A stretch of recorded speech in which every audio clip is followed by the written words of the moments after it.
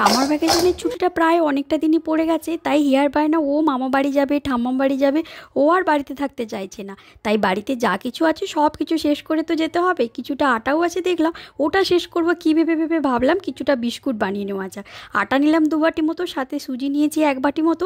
দুধের সাথে কিছুটা চিনি ভিজিয়ে রাখলাম আগে থেকে, 2টো মতো এলাচ দানা দিলাম, ভালো করে মিক্স করব। আমি তো এটা ফার্স্ট টাইম বানিয়েছি, এত ভালো খেতে হয়েছিল। এখন তো সামার ভ্যাকেশন চলছে, বাচ্চারা এই বিস্কুটটা এত খেতে ভালোবাসে না, ভীষণ ভালো হয়েছিল। সাথে কিছুটা নারকেল কোড়ানো অ্যাড করলাম, সাথে কিছুটা কাজু বাদাম আমন্ডও দিলাম, দুধে ভেজানো আগে থেকে ওই চিনিটা দিলাম, আর এর সাথে কিন্তু 2 চামচ মতো ঘি অ্যাড করেছি।